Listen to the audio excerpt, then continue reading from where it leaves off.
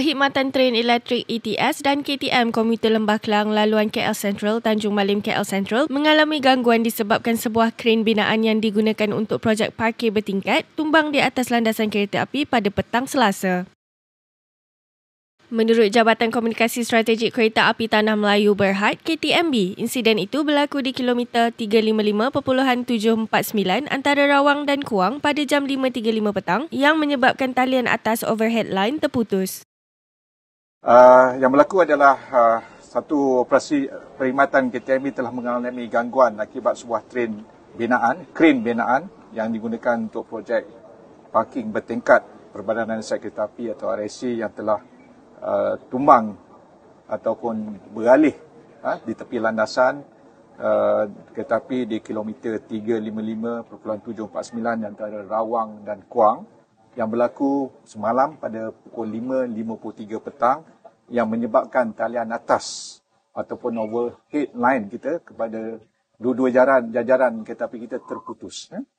Untuk makluman, kren binaan telah mendap sebenarnya di kawasan pembinaan. Ada berlaku kegagalan sedikit dan menjadi condong ke arah landasan. Dan situasi ini menyebabkan bahagian atas kren telah patah, broken dan jatuh menimpa overhead line kedua-dua laluan upline dengan downline. Dan struktur yang jatuh itu menimpa bukan sahaja landasan, memutuskan tarian overhead line tu. Dan ada 4 bahagian kren yang terputus tu yang jatuh di atas landasan.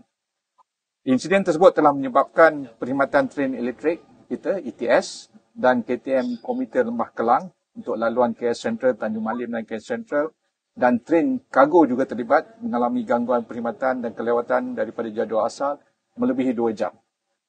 Punca kejadian masih dalam siasatan kita. Malam tadi kita telah menyiasat dan on the track, on the site kita dah selesai menyiasat dan pada hari ini kita akan menemu bual mereka-mereka yang terlibat dalam kejadian tersebut.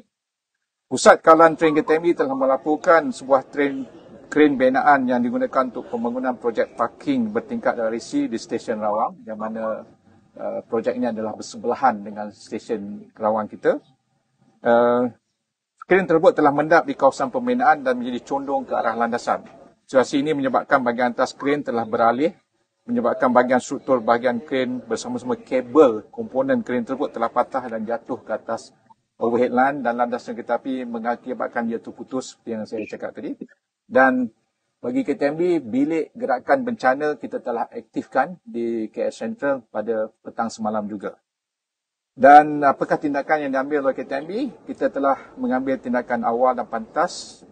Kekinan KTMB daripada Jabatan Elektrifikasi melalui mereka yang telah ditauliah telah membuat isolasi terhadap bekalan elektrik pada laluan yang terjejas.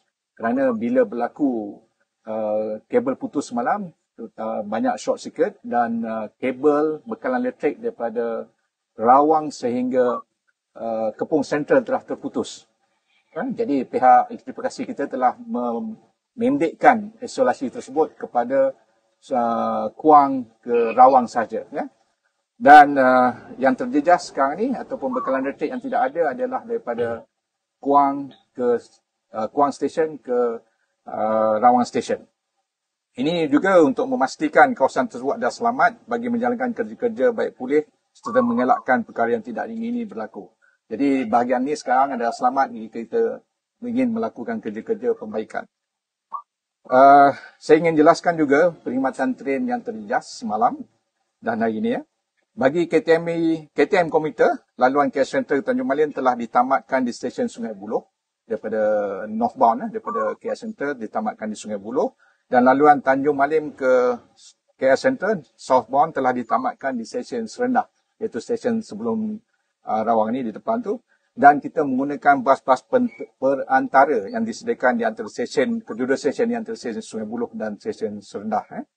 Dan bagi perkhidmatan ETS, iaitu laluan daripada Padang Besar ke Gemas, tren ETS telah ditamatkan di stesen Tanjung Malim dan para penumpang dibawa menaiki bas perantara yang disediakan dari stesen Tanjung Malim ke stesen Sungai Buloh dan dari Sungai Buloh ke KL ataupun ke Gemas menggunakan ETS train.